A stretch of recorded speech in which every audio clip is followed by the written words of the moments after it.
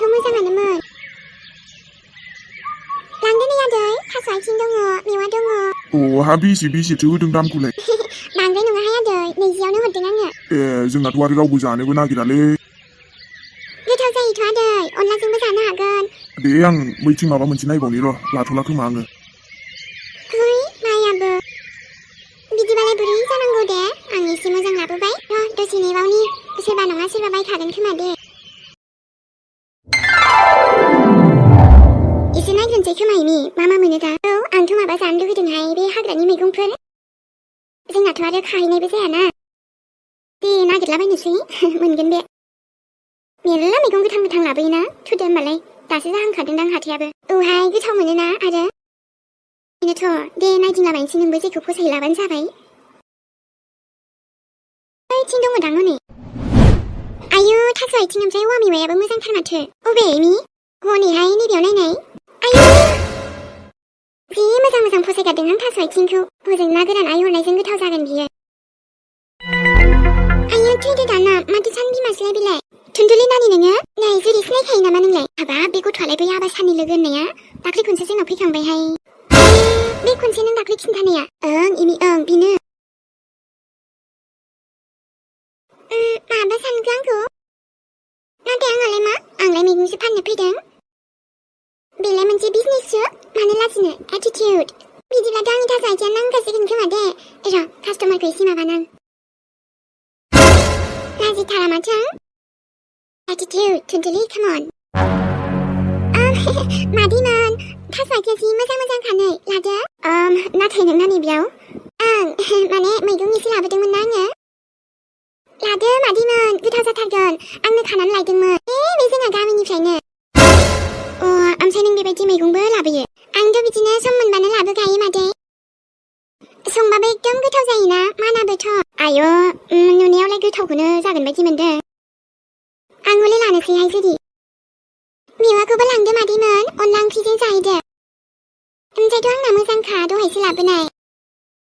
हाबाब अब्ला बियो मैगंसो फानफैयो आरो दाथ' हाथायावबो मा रायलायनो मा सोंनो जायखिजाया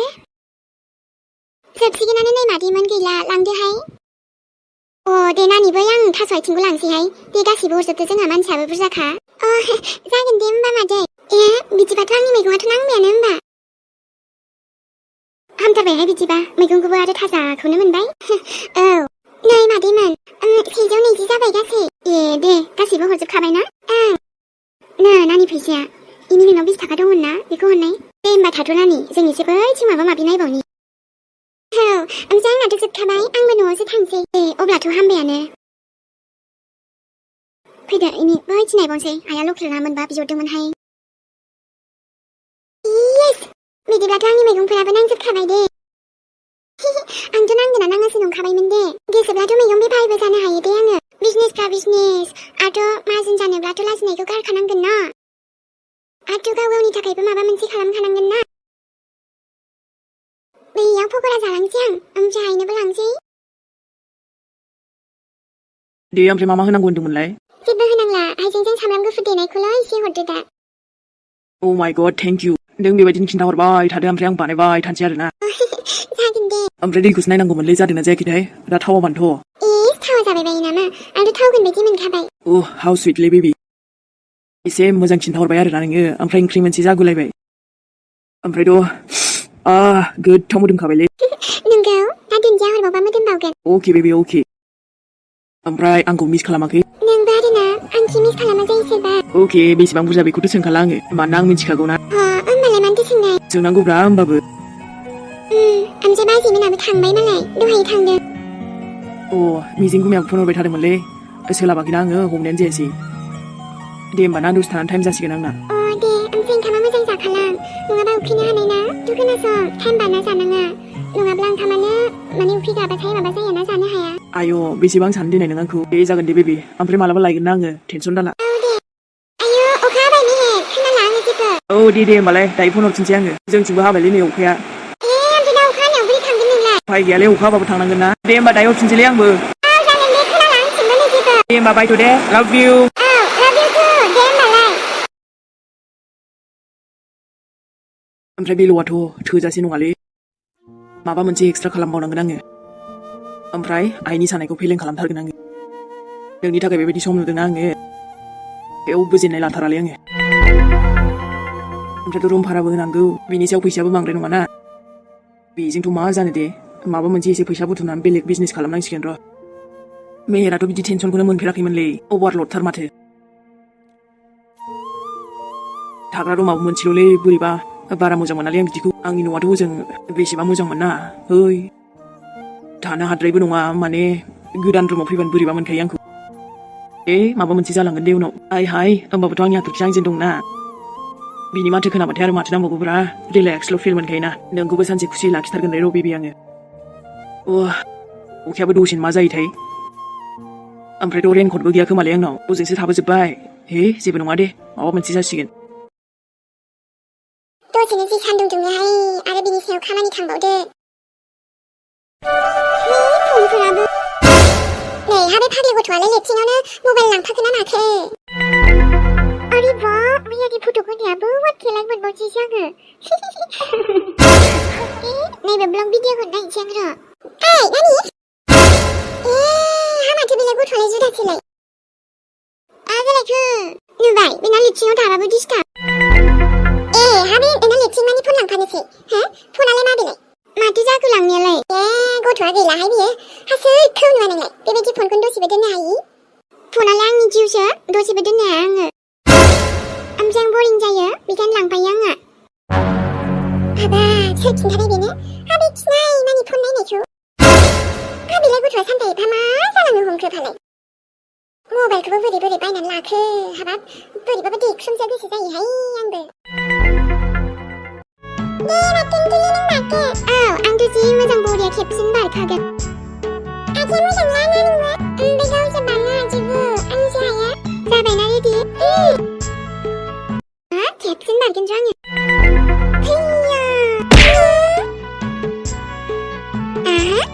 नैबे थुन्दुलिया बारनोबो हायोथ' नुबाय नोंसोरो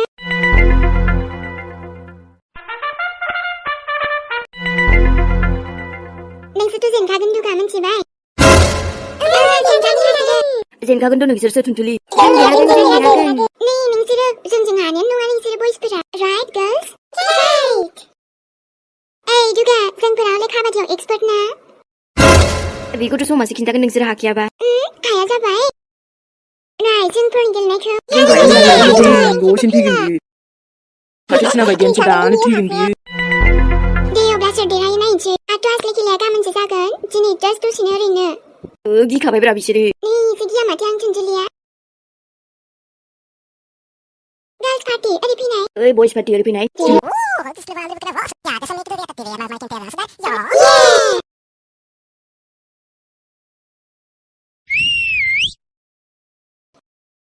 आंनो थांग्रोनोसैलै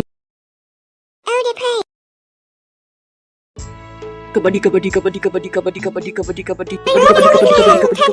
कबड्डी कबड्डी कबड्डी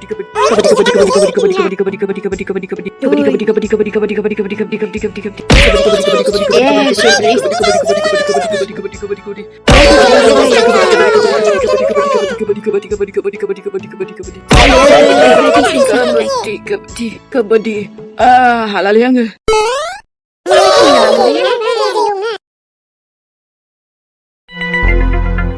नोंसोरो दानि सासे थैजाखाबाय आरो थैबावजोब्बाय नोंसोरो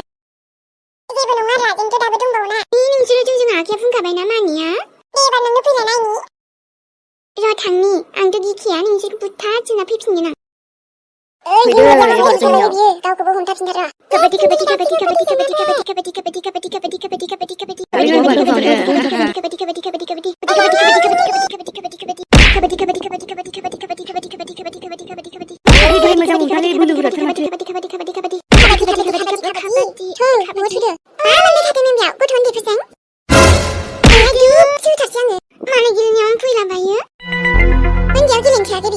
दासो देरनानै नंखाय बाखाय गोरलै गोरलामजों बेबायदि गेलेनो लाजायासै बियो होमबालाय नोंबो गेलेबानो जाबाय जोंजों आं ग्रुपआव लाफागोन ना नोंखौ लिडार खालामबावगोनसो मेलेमानो गैला खोमाहाय बेना बहाबा गोमाबाय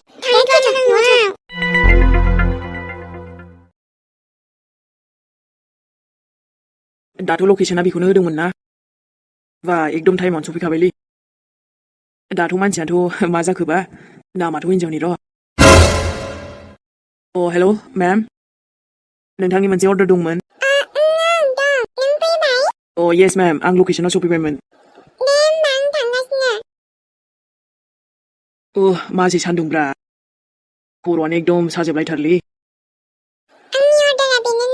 निकिता बर' अके वेलकाम मेम ओमफ्राय दायो रेटिंखौ होनो दाबावदे मेम प्लिज बुंखानांगौलै माने खायफा होयोबो ना 5 स्टारखौनो गरमाबो फाग्ला होथारदोंब्रा दिनै डेन्जार जादोंलै बोथोराबो बेनिफ्राय आरो मोनसे अर्डार दंबावोमोन ना आरो गुबुन दाबसे जायगायाव थांनोलायलै मेहेर थाङाबाबोथ' जायाना एबार नेक्स्टनियाथ' हायनासोमोन खोमालै आरो बेबो हिनजाव होनबालाय गाजालै हैनाय मानि गासिबो हिनजाव गोजा आरोना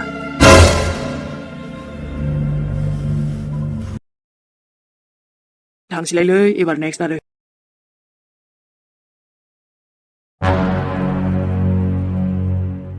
आच्छा बे गथ'आ दासिमबो आंखौ जेबो कन्टेक्ट खालामाखै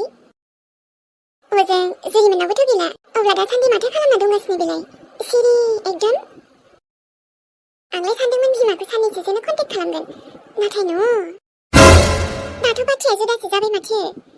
एकदम हिनजावाबो सिरि हौवायाबो सिरि मा खालामना दंगासिनोलाय दा बिसोरो मा खालामनो मेहेरा बेलाय जेबोथ' राहायानो गैखाया र' आरो सप्तासेल' नङाबा 1 मान्थसो थाबानो बिमानि सेराव फैनानै गाबै बुंगोन बे गथ'आ आयै आंखौ न'आव लिंहरफिनदो आंखौ न'आव फैहोदो ओमफ्राय आं बुंगोन आबा जि जाबाय दे बेखायनो नोमानि खोथाखौ लानांगौ नङाबा नों दार बिदि फोथोबनांनाय नङामोन ना आंबो दुखु मोनो अबभियासलि आं दुखु मोनखागोन बाट नोंनि लेभेलाबो एकदम बाराना आबा बेखायनो दा मोनदों साजाखौ जखरा सानाबाबो खाथि गैया आंजों आरो थाया बुंबाय थायो आं हारसिं इमान धोन सम्पति मा खालामगोन होननानै बेफोरखौथ' गासैबो आं आबा मेहेरनोनो होनो सानजोबदोंमोन नाथाय गथ'आ गावसो एसे आब्रा बेखायनो नों जुदि बे हाथरखिखौ लायोना बेथा नाथ' आं सोरनोबा दान होलांगोन ना नोंनि नामाव गालांगोन गासैबो थैबाबो लांफाजोबगोन आङो बुहुद आथुवा जानानैबाबो लांगोन आङो आरो आंनि जिनिसफोराव गासैबो कब्जा खालामजोबगोन आं न'खौ दे खाराहां बिनिफ्राय जायनो थाफैनो नागिरो थिग सिगिबाय थागोन आं माथो आबा मेहे बेखायनो बिमानि खोथाखौ लानांगौ नङाबा खस्थ'खौनो मोननाय नङामोन ना बे जुलियाबो माबाफोर मुहिनि होयो खोमाहाय आंबो एसे नायनांगोन सिगाङावथ' फिसाइखौल' गावनि कब्जायाव लाबायमोन बियो दे थिग दे बेथ' नाथाय उनाव आंनि आबाखौसो बियो बिदि मुहिनि होबायना बेथ' जायासै ना गावखौबो माबा माबि जारिगोन आं र' बहाबा सोरबा बिदि दङब्लाथ' एसे नायगोनबो आङो नायबाय था नोंसोरदि आंनिफ्राय खेदोंना नोङो आंनि फिसालाखौबो नङाबा गावनि असे बिमानि बाथ्राखौनो लायै जागौमोन सोरबा आरो नोंथ' बिसोरजों बदलासो लानो नांगौमोन आबा आंखौ जे नोंनि नोमफाया थगाय थसि खालामनानै लादों बिनि थाखाय जाम्बासोना गावहासो बुंब्रे जाबायहाय बहा दं आरो बे गथ'आलाय आं गोसोआबो सुखुवाना जेन'बा आंनोथ' दे आंनो खालामदो अब्लाबो आङो गाबोन कलेजनि फर्मखौ लायसिगोन थुनथुलि ओमफ्राय आदाया बुंदों एडमिसनखौबो खालामबोखानोसैनो मालाय फावथिना नोंनानो मोजां जाबाय दे ओमफ्राय नों एडमिसन लाया आरो जोंजों थांफाखानोसैबा थुदो थांथ'ला दे फावथिना नों लायग्रोदो खोमा आं उनाव लानोसै दे ओमफ्राय थाब लायाबा लास्ट डेट जागोन ना औ बेथ' बे अब्लाबो दे नों जायखिया नों थांग्रोदो ओमफ्राय उनाव आं माबा मोनसे खालामसिगोन दे औ ओमफ्राय नों बै कलेजावनो लाबा मोजांमोन ना लानायाथ' लागौमोन र' नाथाय फावथिना आंना एसे प्रब्लेम ना दे होमबालाय मालाय नोंनासो गाबोन एडमिसन जाग्रोसिगोन न' थुनथुलि आंबो कलेजाव जि थांनो लुबैखादों लुबैगोनथ' आरो एथ'बां इन्ट्रेस्ट मोनो न' ओमफ्राय बेखायनो नोंखौ थांजानो लुबैदोंमोन आं गाबोन आंजों दाथ' फावथिना माथो खालामबावनो नांगौ टाइमावनो मोनाबा आरोथ' जोंना हरखाबैबो बहा मोनगोन बेनोथ' आरो दे माबा मोनसे जागोन बियो आं माबा मोनसे बेबस्था खालामगोन दे होमबा थुनथुलि आं न'आव थांसै थाथ' दे फावथिना ओमफ्रायथ' नोंना एडमिसनखौ मोजांखौनो मोनबावगोन मोनसे नाम्बाराबो बुरजाना फार्स्ट डिभिजनावसो थांबावदों नालाय नोङो थांबाबो आरो मा बा मालाय आंनि लोगोफ्रा एडमिसन लाहैजोबसैयानो फावथिनायाबो थांबावसिगोनसो होमबाथ' आंल' थासिगोन खोमा दे एडमिसनखौनो लानो हाना हाला आइनावलाय ओमफ्राय गैखाया बहानिफ्राय मोनगोन बेलाय बे बारावथ' लानाय जानाय नंला खोमा दे एडमिसन लानानैल'बो मा जानो लेखा नांगौ ड्रेस नांगौ बेगबो नांगौ ओमफ्रायथ' आरो बायदि बायदि गोबांनो दाथ' जास्लाबजोबनाय नंला खोमा ना औ हेलौ मा खालामदोंलै थुनथुलि दङ नै ओरैनोसो न'आवनो ओमफ्राय दहाय आं फन हरबाय थादोंमोन ना मिस कल नुवाखै आरो नुदों ओमफ्राय आं हरफिननाय जाथ'वाखैमोन एसे बेस्थ'मोन ना ओमफ्राय फनावबो एखनबा बेस्थ'सो जाबावो नामा नै आंलाय बेस्थ'बा बेस्थ' बुंखागोन ओमफ्राय फनावबो सोरबाखि फना बेस्थ' जाबानो माबा माबि आरो जायख्लं साया लोंफैदो सोरजों फन रायलायबाय थाखो नोंलाय खाथियाव सोर दं नोंनि लोगोसोलै बाजै माने दसे हरदोंमोन आङो बाजैसो होमबा औ दे लोगोबालाय रायलायग्रोदो दा सायाबो थाब सुगोन ना थाब फै औ दे जागोन दे बाजै सिंग्रा गुदुं गुदुंबो दंमोन ना थाब फैदो राजा आयै मालायसो सिंग्रा आंसो जानो लुगैबाय दे सिंग्रा जानो लुगैबाय थुनथुलिया गोथाव मोनोना बेफोर मेथाइ होनबाथाय जोंजोंबो जे आरो ओमफ्राय नों एडमिसनखौ बहा लानो सानखोलै एडमिसनाथ' बोरै जागोन जादों जायख्लं ओमफ्रायथ' लानो हागोन ना हाया बुंनो हाथ'ला मानो लाया जानांगौ जाखो मानि प्रब्लेम ना बेनिफ्रायथ' आरो दे सिन्था दाजा माबा मोनसे जागोन बे सिन्थायानोथ' जानांगौ जादों मालाय गासैबो लाजोब्बाय फावथिनायाबो गाबोन लायबावसिगोन मालाय माने आंहासो गैया नों टेनसन लानाङा दे माबा मोनसे जासिगोन दे होमबा जायख्लं नों थाथ' दे आंनियाबोथ' आदा सानसोराङानो खालामजोब्बायना एडमिसनखौ थुनथुलिनासो मानि प्रब्लेम जाबाय दा बिदिलाय बोरै जानोब्रा कलेजथ' हाबथारनांगोन ना बेबो नै आं आइनावसो फैसा बिनोसै दा ओमफ्राय सोरबा सिख्लानो एडमिसन खालामनो होनबाथ' हरनाय नङालै नाथाय मा होननानैथ' बिनांगौ जाखो देनाय लोगो बुंबाबोथ' आइया मोनथिजोबखायोनो आंनि लोगोखौ माथो होमबा सोरनाव बिनो आं मादै जुरिनाव ना दादि सोरांनाव बिनसै आं होमबाबोथ' आइया मोनथिखागोन माथो नाथाय थुनथुलिनि एडमिसना जाथारनांगोन ना बिराद इम्परटेन्ट माबा मोनसे खालामथारगोनलै आं आं मोनथिगौ नोंसिना माने न'खराव मानि प्रब्लेमाथ' जाखागोन ना थेवबो नोंखौ हेल्प खालामगोन आं